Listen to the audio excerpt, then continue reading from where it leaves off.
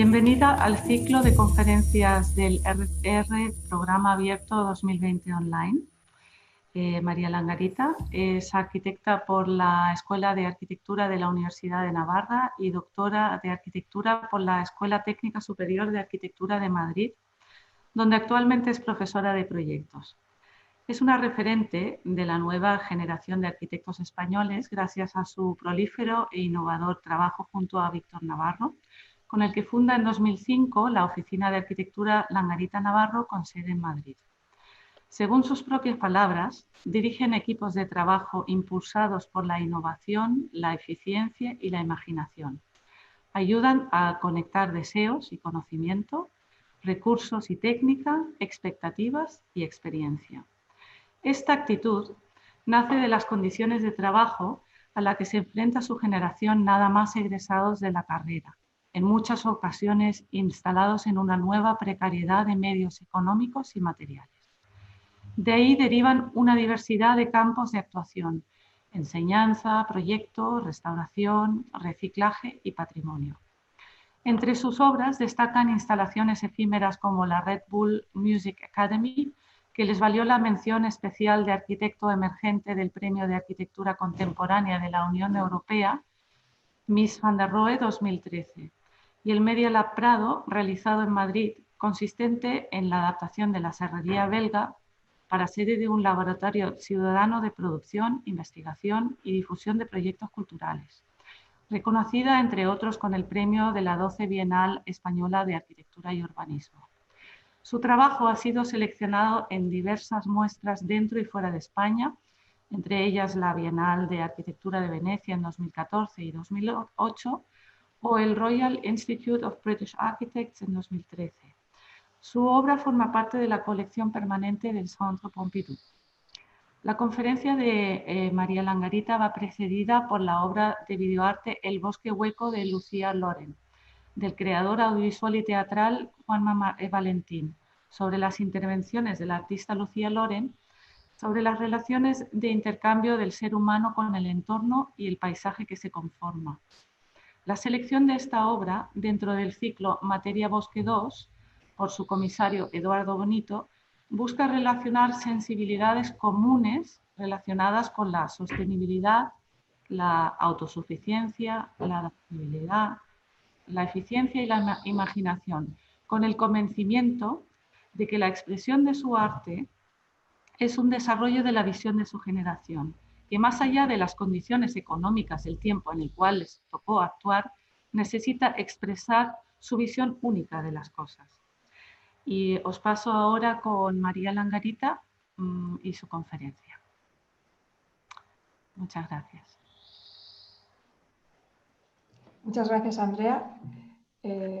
Muchas gracias a todos por dedicar un tiempo a escuchar estas ideas que os voy a compartir con vosotros. Hemos titulado la conferencia Ways of Being Part, formas de formar parte, para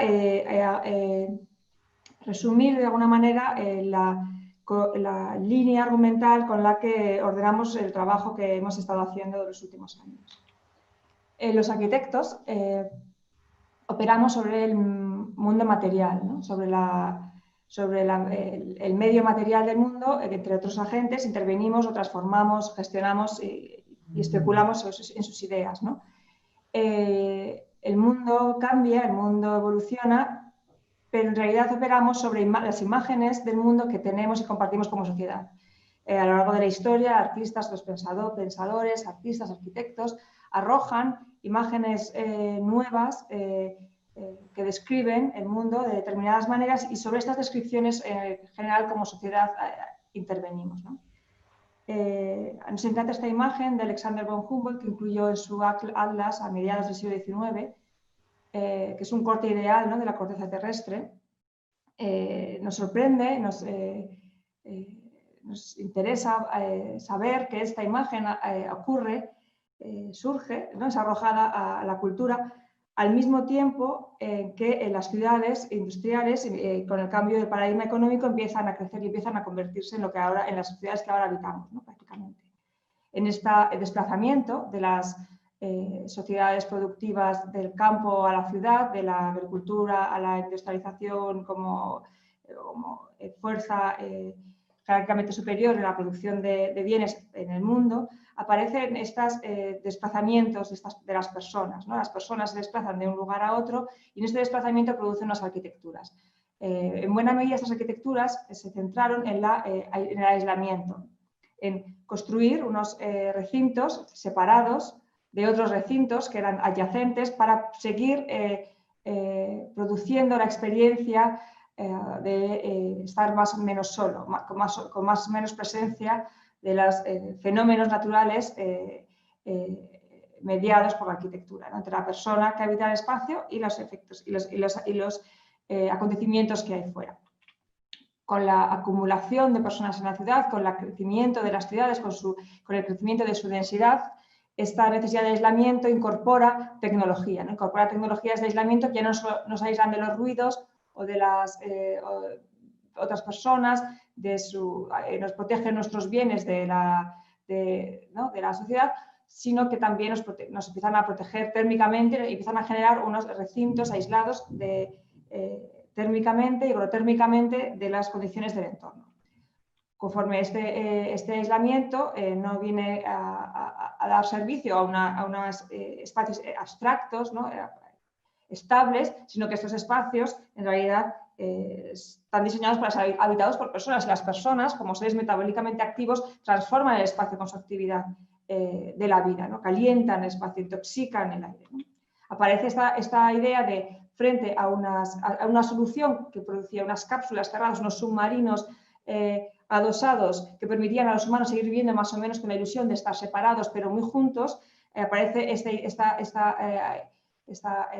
realidad de que este aire necesita ser a sí mismo intervenido, ¿no? Porque la presencia de los más y más seres metabólicamente activos dentro de estos espacios se ven transformados, ¿no? Aparece más tecnología, aparecen máquinas que intercambian, que protegen el aire, que lo filtran, que utilizan y ahorran la energía que hemos utilizado en aclimatarlo previamente, y aparece un desplazamiento de esa toxicidad o de esa acumulación, de esa saturación de un aire que hay en el interior de estos recintos, y ese aire es desplazado al exterior y ese exterior es compartido otra vez por todos en la ciudad y generando un nuevo problema, ¿no? Cuando esta ciudad en la que se mezclan, ¿no? Todos estos humos de todas estas cápsulas, aparece la necesidad de volver y construir otras residencias paralelas que retomen esta idea de relación, necesidad humana, de contacto, de entendimiento de la naturaleza a través de una inmersión de la vida en esta experiencia de la naturaleza. Esto ocurre a mediados del siglo XIX, a finales del siglo XVIII, lo que llamamos la época de la Ilustración, y que de alguna manera para muchas disciplinas, y la arquitectura incluida, es el momento en el que se extraen las ideas, las imágenes para fundar en el pasado una evolución de la técnica del presente del siglo XX. El siglo XX acude a las imágenes de la Ilustración para entender su presente y para darle un fundamento histórico a la idea de arquitectura que surgió, como siempre, es muy compleja, es muy difícil trazar su inicio, pero de alguna manera la historiografía necesita localizar y dar un sentido, una narración de un inicio a estos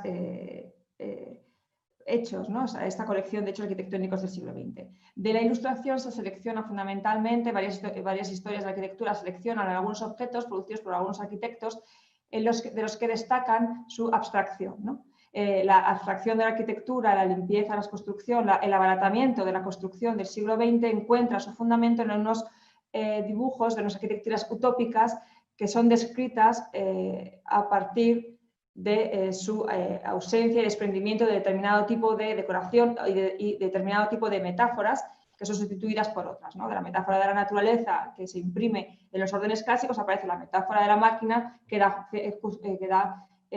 fundamento a algunas arquitecturas más abstractas, ¿no? que puedan aparecer en el siglo XX. A nosotros, nuestro estudio, me interesa mucho este momento en el que se pescan algunas imágenes para construir una narración que dé sentido a nuestro presente. Si volvemos en el tiempo y volvemos a estos mismos arquitectos en este mismo momento y rescatamos hay otras imágenes que pueden ser rescatadas. Por ejemplo, este dibujo del cenotacio de Ledoux, el mismo arquitecto, 2 años antes o 2 años después de dibujar ¿no? este monumento utópico abstracto, dibuja cosas como esta, ¿no? Es un hotel en los Campos Elíseos, una casa, una vivienda, que aparece construida en otro paradigma utópico que tiene que ver con una relación muy cercana, casi difícil, casi imposible de separar, casi imposible de segregar entre unas construcciones entre lo pétreo y lo vegetal, entre lo duro y lo blando, entre lo que se pudre y lo que no se pudre. Aparecen unas arquitecturas absolutamente híbridas, ¿no? En este sentido. Si observamos estas dos imágenes del mismo arquitecto dibujadas en el mismo momento, en lugar de defender, seguramente podríamos defender una teoría paralela que en lugar que no era la búsqueda de la abstracción, ¿no? lo que era la característica común de estos arquitectos de la Ilustración, sino a lo mejor el círculo o la esfera, o una relación más intensa con lo vegetal, ¿no?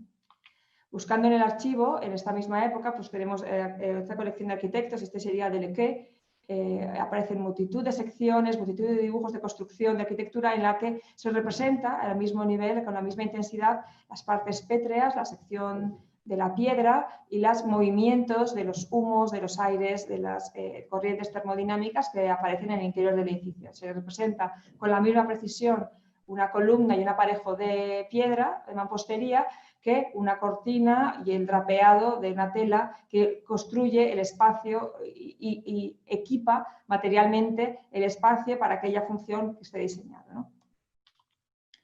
Aparecen estas materias blandas que, sin estar dentro de una jerarquía superior, inferior, más o menos adecuadas a la arquitectura, aparecen, por ejemplo, arquitecturas como este pabellón, que es un pabellón construido sobre el agua, ¿no? Que utiliza un cepelín anclado a un barco, a su vez anclado al suelo con unas anclas, estos textiles, otros barcos que tensan una estructura que está completamente en movimiento y que no se puede entender desde las leyes de la estática. Aparecen arquitecturas e interiores que se construyen con unas geometrías perfiladas por un cincel y dibujadas con una línea, y otras que son el resultado de la agregación de otros elementos así hallados en la naturaleza, como troncos o brezos, hojas, etc. A nosotros nos interesa, interesa descubrir que si una historia de la arquitectura pudo ser fundamentada en una selección, una edición del pasado, una edición de la colección de dibujos que almacenamos en el archivo, otros presentes pueden ser fundamentados de la misma manera. Hay arquitecturas que no incorporamos como asignaturas, ¿no?, de la escuela, en la que con unas materias o con las tectónicas y las técnicas para su construcción, pero son arquitecturas que perfectamente construyen el envoltorio material adecuado para algunas actividades, ¿no? Con esta idea, ¿no?, con esta idea y esta libertad de poder reivindicar para la arquitectura al mismo nivel unas materias y otras, hemos trabajado desde el principio de nuestra andadura profesional, ¿no? Este es un proyecto, la Red Bull Music Academy, proyectado en 2011, que consiste en la rehabilitación de un edificio, Matadero Madrid, un edificio protegido, un edificio industrial de principios del siglo XX, construido en acero, en hierro fundido y en mampostería, un estilo neomudéjar característico del Madrid de principios del siglo XX para estas arquitecturas, en el que nosotros tenemos que actuar para construirlo en un tiempo récord, una academia de música y de innovación que sea capaz de juntar, ¿no?, de agrupar y darse el servicio que necesitan en una serie de músicos para pensar sobre música. La nave, que es la que teníamos que actuar, es esta que está dibujada de amarillo. Es una de las 17 naves que conforman el complejo de Matadero, que se transformó a finales del siglo XX en un complejo cultural y que está al lado, a la ribera del río Manzanares, como era normal, habitual en los edificios industriales del siglo XIX y XX, de principios del XX. Este proyecto consistía en la rehabilitación, en el acondicionamiento de este espacio de 4.500 metros cuadrados para esta academia con distintos usos, pero lo que en primer momento nos llamó la atención es su posición, ¿no? La posición de esta nave dentro de Matadero y Matadero dentro de Madrid es una posición de borde. En un momento dado de la historia de Madrid fue una posición de borde marcando el límite de lo que era la ciudad y el espacio exterior naturalizado, ¿no? La reciente transformación del río Manzanares en un parque fluvial ahonda e intensifica esta condición, ¿no? Entonces, una parte importante del proyecto era hacer esta intersección entre un edificio que pertenece a un borde de una ciudad consolidada, aunque ya está inmersa dentro de ella, pero que lo tuvo en su momento, aparece esta intersección con esta condición de espacio fluvial o cerca de un parque fluvial. Por lo tanto, nuestro proyecto era un proyecto muy sencillo que consistía en mantener, ¿no?, la esencia de este cáscara que protege esta gran cubierta, este pabellón, que simplemente es una cubierta que cubría a los animales vivos que estaban en el matadero, que tenía este aspecto desde el interior. Como veis, es una gran cubierta ligera, de gran belleza, con mucha iluminación y muchísima ventilación, porque aquí es donde estaban los cerdos vivos antes de pasar por el matadero, y por lo tanto el nivel de metano, etcétera, precisaba una arquitectura de mucha precisión, y que era esta, que es una arquitectura que todavía conservaba su suelo de albero, que era lo que se utilizaba para filtrar esta actividad, ¿no?, hacer un terreno filtrante cerca del río. Iba a acoger a este grupo de personas que iban a necesitar una serie de equipamientos arquitectónicos y que desde la parte del programa, por así decirlo, la parte exclusivamente del programa de uso, era sencillo, y era algo que queríamos interseccionar con esta idea de espacio natural dentro de la ciudad.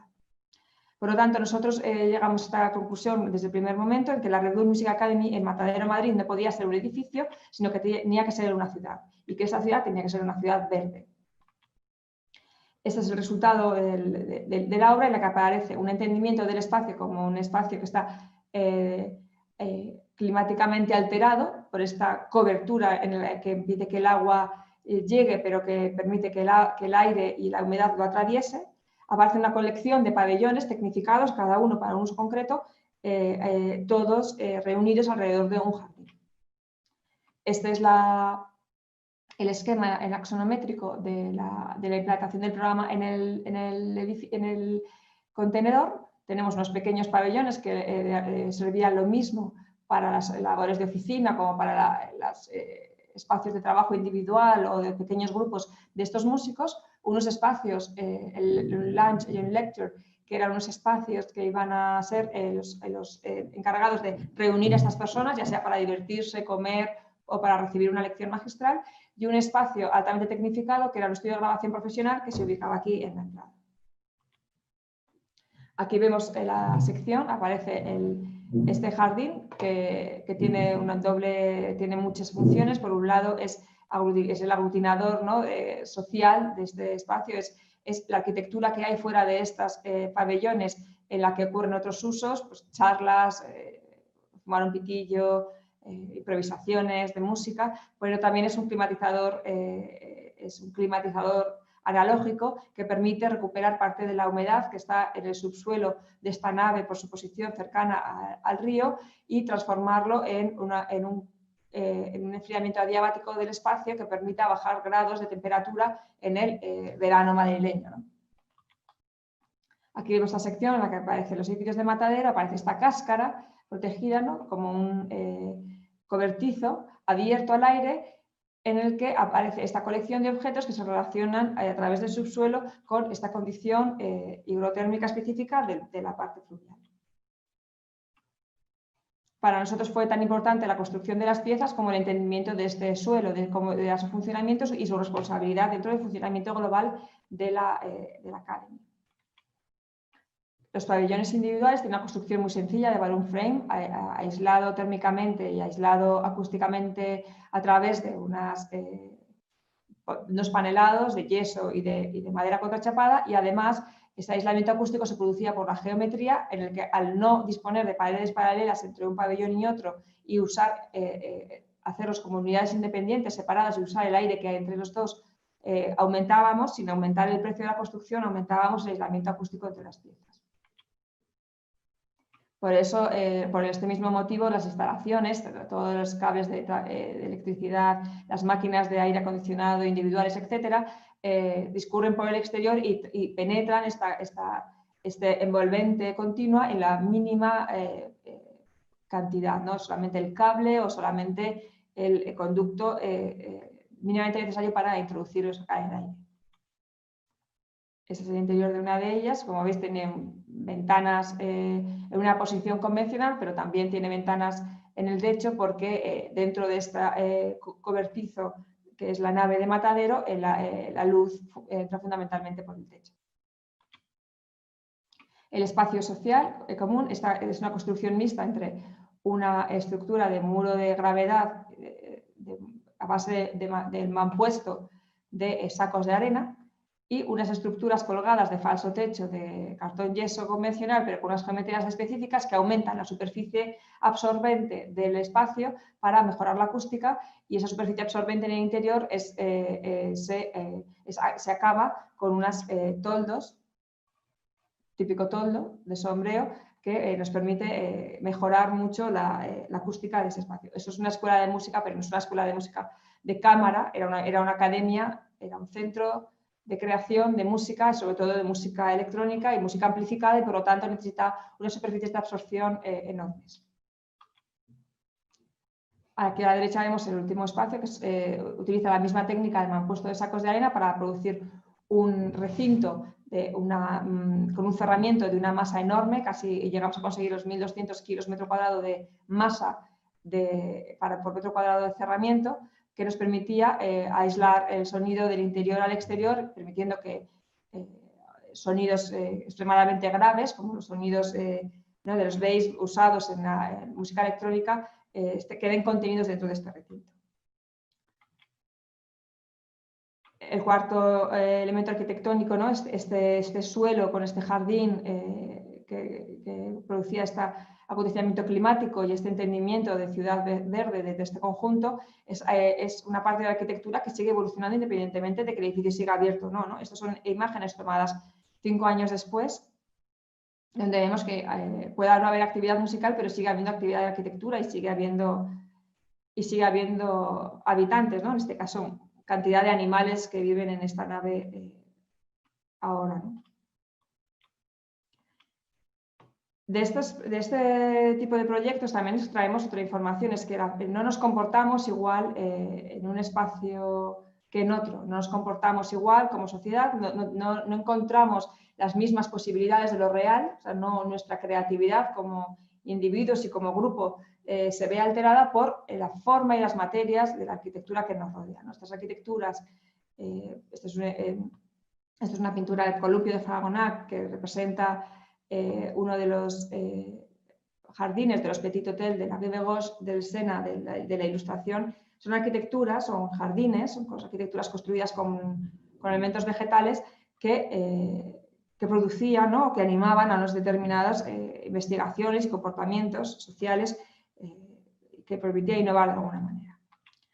Este entendimiento, ¿no? de que las arquitecturas que se construyen con lo orgánico inducen o son capaces de ayudar o de desplazar algunos comportamientos de un lugar a otro, nos parece fundamental y una responsabilidad de la arquitectura. Y es algo que trabajamos mucho en las viviendas individuales que proyectamos, ¿no? Esta es una vivienda unifamiliar en la costa del Mediterráneo, en Calpe, es el Peñón de Calpe, en la provincia de Alicante, que se iba a construir en un terreno de gran pendiente al lado de un barranco y muy próxima al mar. Esta investigación se inició en encontrar con qué materias y qué geometrías podríamos construir una arquitectura que en lugar de aislarse como submarino y funcionar, ¿no? Como hemos visto antes en las primeras imágenes, a través de unas máquinas que producen ese intercambio con el exterior, que pudiese funcionar más como un barco y navegar a favor del clima que en ese lugar se encuentra, ¿no? El clima los movimientos del aire, el cambio entre el día y la noche, en la tarde y la mañana, que podíamos utilizar, ¿no?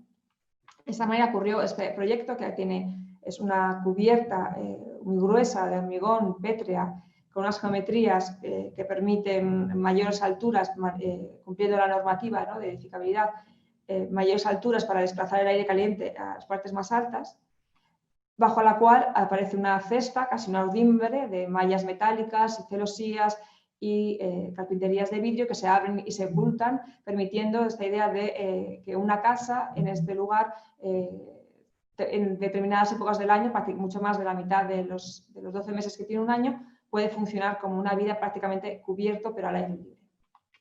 Es como vivir en un porche, ¿no? Esta idea también de que la arquitectura y su posición nos hace relacionarnos o tener una relación con unas partes del entorno y no con otras, ¿no? Aparece esta idea de unas cubiertas, unas arquitecturas, las arquitecturas del relax, en el que sus techos son muchas más horas observados que sus suelos, ¿no?, que sus frentes, porque la posición habitual es tumbado, siesteando, ¿no?, leyendo un libro, tumbado en una tumbona o tumbado en un sofá. Esta idea de esta construcción de que el plano superior que cierra el recinto en un espacio de arquitectura de relax es el plano más importante, ha guiado una buena parte de las arquitecturas que hemos hecho en esta zona. Este es otro proyecto de la misma zona, pero en otra parcela, que vive de esta misma idea. Es construir un recinto que se pueda cerrar térmicamente, que esté muy vigilado qué parte, cuánto tiempo y de qué manera el sol es capaz de bañar las superficies de este recinto, y por lo tanto aparecen estas cubiertas que exceden la dimensión y que están diseñadas para controlar, ¿no?, este lamer del sol sobre las superficies del recinto climático, y aparecen estas arquitecturas, estas geometrías que vienen a informar, a dar complejidad, a producir un paisaje interior observado, que es el paisaje que se observa cuando estás tirado a la Bartola en verano pasando el día.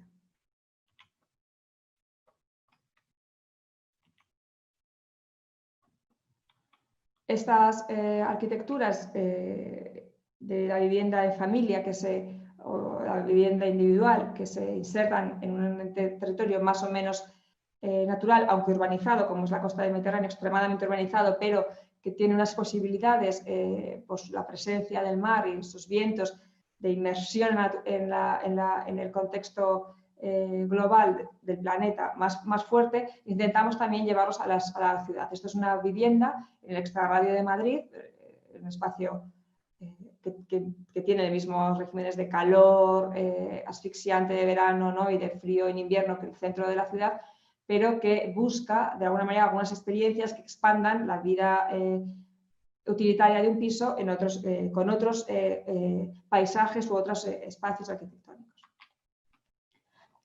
Aquí vemos, esta es la posición de la vivienda. Esta es una urbanización bastante convencional, ¿no?, de viviendas adosadas, edificios que cierran el perímetro y una carretera de 4 carriles, ¿no?, que circunvala la urbanización, que tiene la suerte de encontrarse en una posición de borde y en relación con un gran jardín, el Gran Parque de Valdebebas, que es un parque de 400 hectáreas que está al norte de la ciudad de Madrid. Para la construcción de esta vivienda era una parcela muy pequeña para la ambición del proyecto, de 20 por 20 metros, en el que había un interés fundamental por producir la máxima cantidad de paisajes posibles, puesto que la intención inicial del proyecto de los clientes era vivir en Madrid, pero con un jardín muy grande, para lo cual comprar una parcela muy pequeña. Entonces, el desafío del proyecto fundamental era conseguir una colección de paisajes lo más importante, lo más variada y lo más intensa posible en una macla y amalgama de espacios abiertos y cerrados que conformaban esta casa. Una de las primeras acciones es este jardín enterrado, es hacer una excavación de 4 metros en el solar para ser capaz de llegar al nivel freático con los jardines de una forma y utilizar este agua de una forma más óptima para la construcción de esos jardines enterrados. Aparece una pieza que se apoya sobre el nivel de la calle, se eleva 1 metro sobre el nivel de calle, que es una pieza de piscina, es un jardín de piscina con mucha tierra en el que se pueden plantar árboles. Aparece una plataforma de hormigón sobre 4 pilares que se eleva como a la altura de la primera planta. sobre la cual se coloca una caja de madera, que es una caja de construcción ligera, que es una de las habitaciones, y alrededor de la cual tenemos varios elementos de comunicación. Una plataforma de Tramex que mete luz a los jardines de abajo de una forma tamizada para producir un paisaje nublado, más de umbría, como un paisaje nublado más japonés, una pasarela elíptica que resuelve la altura desde la calle hasta la primera plataforma y una escalera vertical de caracol que va recorriendo todos estos paisajes. Aquí vemos un alzado de la casa, lo vemos insertado en su entorno, ¿no? de adosados, pareados, arquitecturas muy repetitivas. Es una arquitectura muy muda en su expresión, es una caja de madera apoyada en una plataforma de hormigón rodeada de un cerramiento que a veces se convierte en un cerramiento vegetal. En una sección vemos la estrategia de la casa de este enterramiento, en el que consiste que si ese es el nivel de la calle, nosotros enterramos para poder llegar a esta condición óptima de Madrid, capaz de transformar la humedad de subsuelo en un jardín y en una vegetación que por enfriamiento adiabático es capaz de climatizar y cambiar la temperatura del alrededor de la casa. Aparece este jardín cercano, esta parte verde de la urbanización, que junto con la piscina es capaz de hacer la misma operación, ¿no? de llevar por el movimiento del aire, por las corrientes que se generan estas humedades al interior de la casa. Y esta es la planta del sótano, en el que aparece una pieza cerrada y climatizada con estos dos jardines. El jardín de umbría, que llamamos al que está debajo del Tramex, y el jardín que está debajo de la pasarela, que es un jardín que está orientado a la parte sur de la casa. La primera planta, pues, esta sería la calle y el acceso. Aquí tendríamos la rampa elíptica que sube y es capaz de llegar a esta plataforma, que es la plataforma que se asoma y lleva a la casa hacia la zona de piscina. Este sería el paisaje de piscina, que tiene una vegetación más fluvial alrededor de esta lámina de agua, y esta es la parte de Tramex que es capaz, que produce ese efecto de umbría en el otro jardín. La caja de madera es una construcción de balloon frame muy sencilla en la que aparecen las habitaciones, los baños y los espacios, y la escalera de caracol que sube hasta la azotea, donde es un paisaje más desértico porque el cliente tiene una colección muy importante de cactus que ha ido coleccionando a lo largo de toda la vida, que va a acabar de construir este espacio. Este es un alzado desde la zona verde adyacente a la casa. Vemos el paquete del paisaje fluvial alrededor de la piscina, y aquí vemos una sección de la misma, ¿no? Vemos los dos jardines hundidos, esta relación con el nivel freático, estos enfriamientos adiabáticos de evapotranspiración que climatizan el espacio, y toda esta colección de paisajes. Estas son fotos muy malas porque las he hecho con el móvil, porque todavía no hemos tenido tiempo, la casa está acabándose y no hemos hecho el reportaje definitivo, pero bueno, para que veáis un poco. La caja de madera, una fachada de vidrio a retranqueada con triple store, uno interior, un exterior, y una cubierta de esa terraza de Tramex para permitir esta ventilación circular. Esta cubierta, ¿no? Esta relación con el paisaje del jardín del Parque Municipal de Valdebebas, saltándose de alguna manera las construcciones del perímetro. Este jardín, ¿no? Alrededor de la piscina, que está recién plantado. Vamos, en un futuro esperamos que esto se vuelva mucho más loco de lo loco que está. Este jardín enterrado debajo de la plataforma eléctrica, y ese es el efecto que produce este jardín con riego, pero con las posibilidades de aprovechamiento de estas aguas subterráneas de la forma más óptima en relación con este espacio. La escalera que recorre todo el espacio hasta la cubierta. Desde abajo va cambiando de tamaño conforme se espera, ¿no? Conforme va llegando a la luz se va haciendo más pequeña para permitir que la luz de arriba llegue hasta abajo.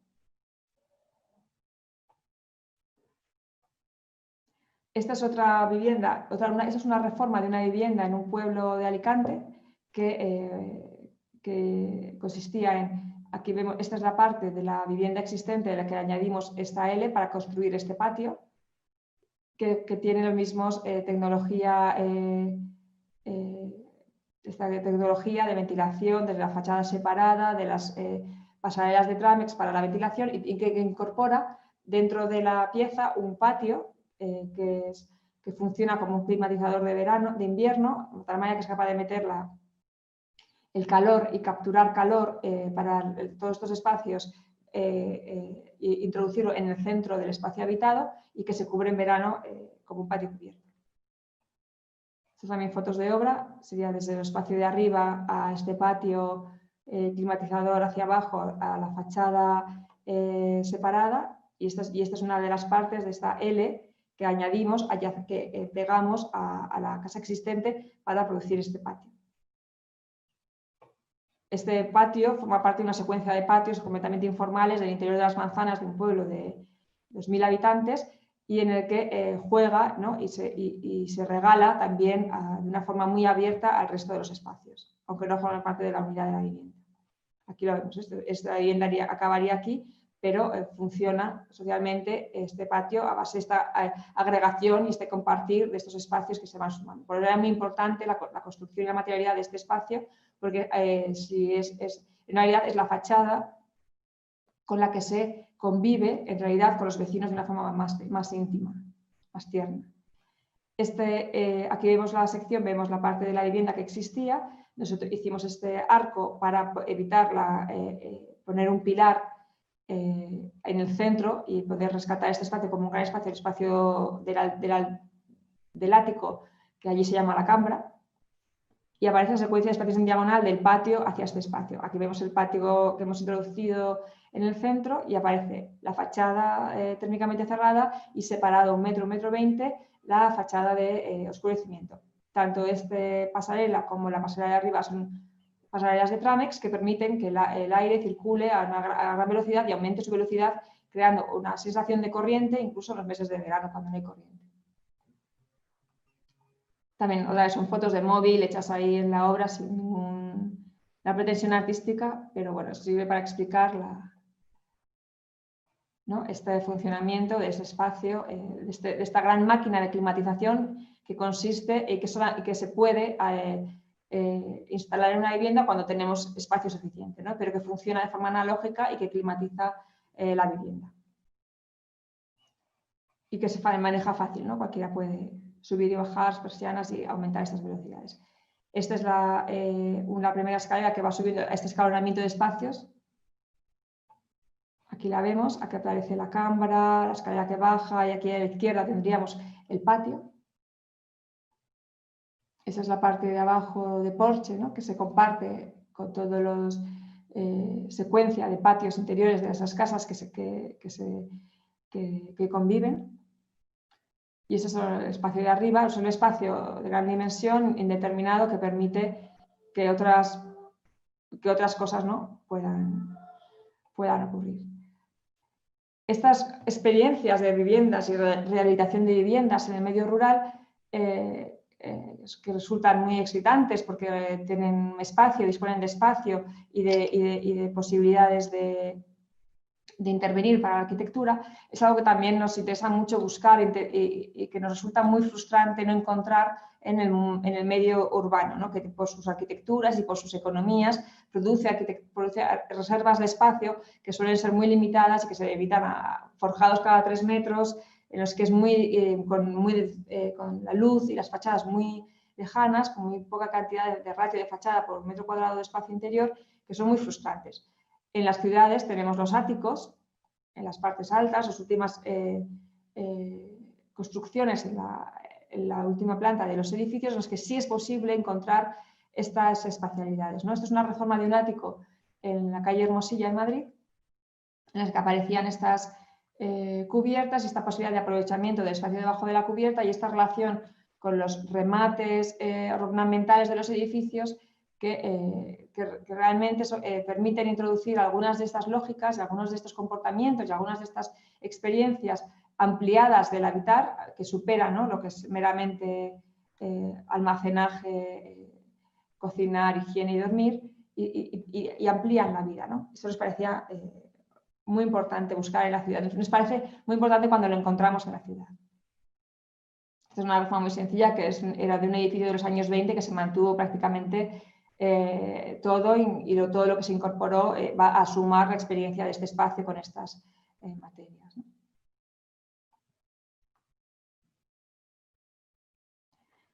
Entonces aparecen estas experiencias de rehabilitación de edificios culturales o transformación de edificios industriales en edificios culturales. Aparecen experiencias de intervención en viviendas unifamiliares de la costa, en pueblos y en extrarradios de ciudad, en áticos, y aparece esta idea y esta búsqueda de por qué no nos obligamos como arquitectos a incorporar que estas especialidades no determinadas sean las que construyan los edificios en altura, los edificios de vivienda colectiva. ¿Por qué los edificios de vivienda colectiva no pueden ofrecer al presente y también al futuro, sus futuras transformaciones, unas especialidades menos constreñidas, ¿no? Entonces aparece una batería, una colección en el estudio, una línea de investigación que nos llevó a hacer muchos concursos de vivienda social, de vivienda urbana multifamiliar, que hemos ganado algunos y en el que al menos uno ya está en visos de ser construido, de hacerse realidad, ¿no? Pero aparece esta idea de rescatar, por un lado, una relación más intensa con el suelo, con los subsuelos, como esa experiencia que habíamos tenido en Matadero con el edificio de la Red Bull Music Academy, y esta idea de por qué no podemos construir un edificio en el que todos sean unifamiliares, en el que todos sean áticos, en el que todo tenga un grado de libertad superior al que nos estamos obligando con la construcción de estanterías de metal. Aparece primero esta reclamación de que para que esto ocurra en la ciudad hay un elemento muy importante que nadie reclama, que no forma parte normalmente de los proyectos, pero que es transformador, que es ese pavimento, a veces fino, a veces grueso, que cubre toda la ciudad y que nos separa del paisaje. Como humanos, como colectivo, nosotros llegamos a un lugar y encontramos algo parecido a esto, o menos urbanizado que esto, y para construir la ciudad, aparte de edificios, nos vemos con la obligación de producir esto, ¿no? De cubrir con una capa profiláctica todo este territorio como una acción previa a la construcción de los edificios. Aparece esta idea que está en todas las que se lee en todas las ciudades, sobre todo en todas las ciudades mediterráneas, más ciudades más compactas, las ciudades más densas, en la que frente a todos los edificios, por ejemplo en Barcelona son sus edificios fundamentalmente los iconos que describen una ciudad y que la hacen un objeto, ¿no?, de deseo cultural, que alimentar ese turismo. Aparece el mundo, el ecosistema, esa idea de la sección del mundo en el que está todo conectado que veíamos en la primera diapositiva de Alexander von Humboldt, y una línea que nadie es autor de esa línea, de esa lámina que cubre todo y nos separa de esa experiencia. Debajo de la ciudad, si excavásemos y quitásemos, ¿no?, esa pequeña capa, que todo lo plastifica, encontraríamos el territorio, incluso encontraríamos el territorio preindustrial, puesto que tenemos información y podemos rehabilitarlo, ¿no? Si somos capaces de quitar este pavimento, somos capaces de apilarlo. Y en lugar de entender que estamos construyendo un forjado, podríamos entender que estamos apilando territorio.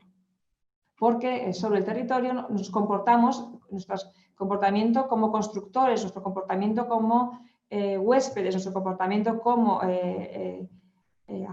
ser social es muy distinto cuando estamos actuando sobre un territorio, ¿no?, al aire libre en un campo, que cuando estamos sobre un forjado en la planta cuarta de la calle X en el centro de la ciudad.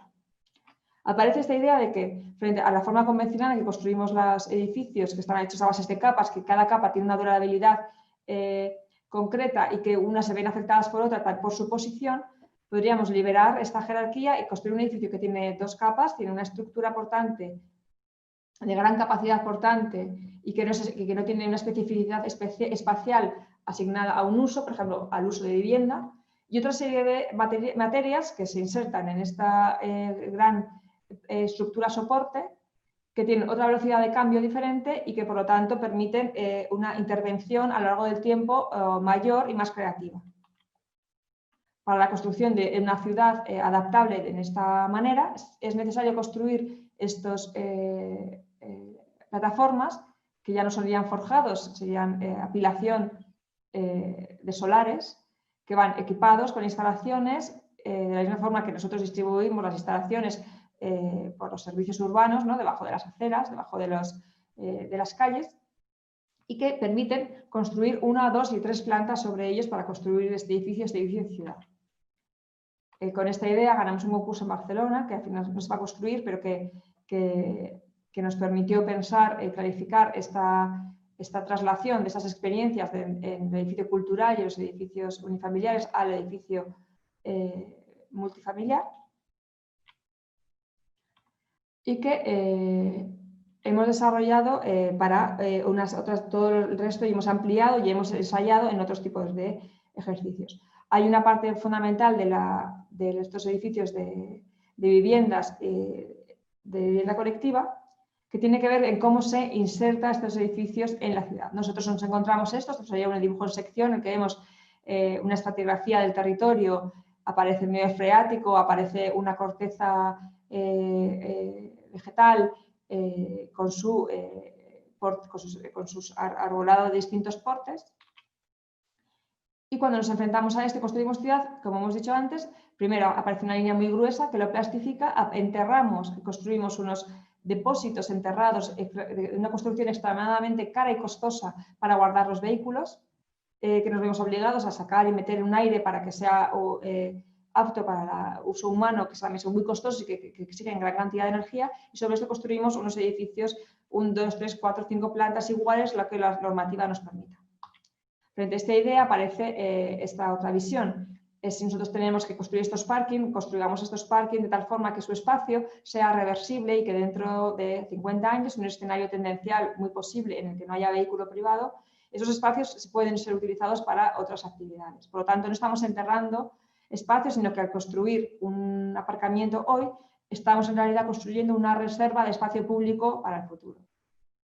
Aparece esta idea de que una vez esta excavación y acercado la superficie de la ciudad a sus aguas enterradas, baja haciendo estos jardines enterrados y construyendo estas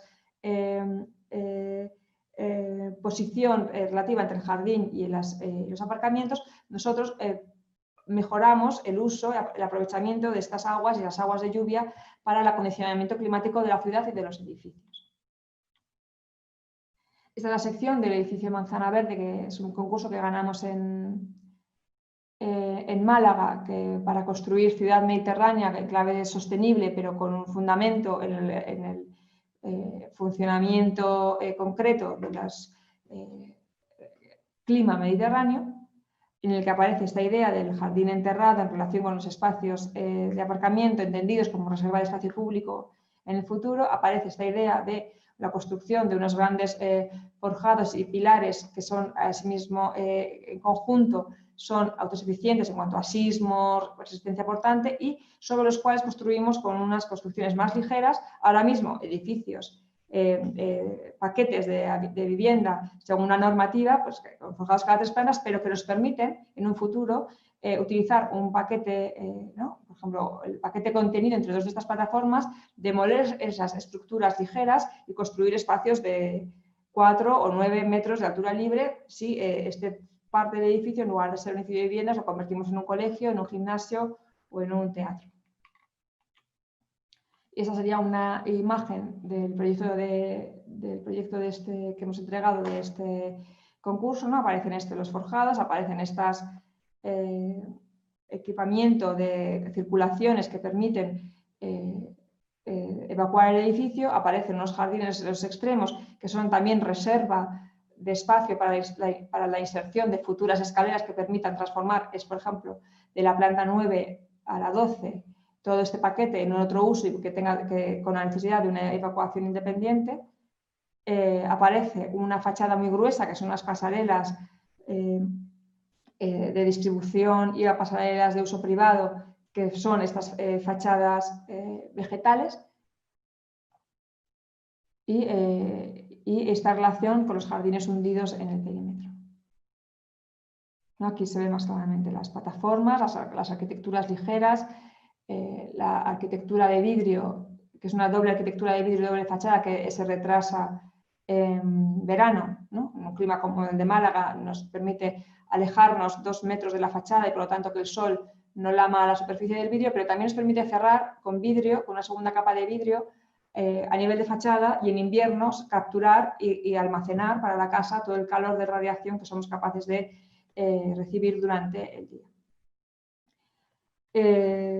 Esto es todo, he intentado ilustrar con 5 o 6 proyectos del estudio esta idea de una arquitectura que pretende formar parte, que remar a favor, ser atravesado por el sistema más grande, ¿no? Que es el ecosistema, y entendiendo su funcionamiento, insertar unas materias y la organización de unas determinadas materias para que sea atravesado, ¿no? Por esta realidad y seguimos, ¿no? Y como en el estudio seguimos ahondando e investigando en este convencimiento, ¿no? De estas arquitecturas que forman parte.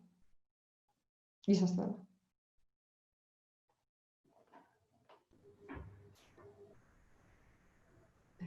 Bueno, muchas gracias, Marida. Es muy interesante lo que estás contando. Bueno, hay una inserción del tema de la vegetación que forma parte de la arquitectura como una arquitectura más. Y sí, y eso, bueno, se va viendo en los proyectos como lo has contado en las láminas utópicas al principio. Es como querer insertar una nueva utopía de la sociedad en la arquitectura, ¿no? De querer solucionar temas que están pendientes todavía por desarrollarlos, ¿no? Y de hacerlos realidad, de una participación, de una gama de población mucho más amplia, de tener una vida más conectada con la naturaleza. He encontrado también muy interesante lo que has contado del tema del suelo, ¿no? De liberar el suelo urbano de esa capa que es como una capa que impide los comportamientos que se producen en la naturaleza y que nos conectan con el territorio, ¿no? Nos asientan en un mundo que en la ciudad estamos a veces muy ajenos a ellos, pero que sin embargo hay como un deseo de reconectar con ello. Y bueno, pues me ha parecido también muy interesante cómo lo conectas también con imágenes de distintas épocas utópicas, ¿no? Desde el barroco, con ese elemento lúdico en la naturaleza, o un superestudio con un asentamiento en un paisaje como casi nómada, ¿no? Y sin embargo, con este tema del pavimento, que no me había llamado tanto la atención hasta que no lo has contado, ¿no? De aquello de sellar el suelo y ocupar el territorio de una manera pues muy fuerte en su expresión, como se ve en esa imagen, ¿no? De superestudio, y que nos ocurre en la ciudad. Así que, bueno, pues muchas gracias por tu aportación y por enseñar estos proyectos también muy últimos que hemos visto, los concursos que has mostrado. Y bueno, pues, muchas gracias. No, gracias a vosotros. Ha sido un placer.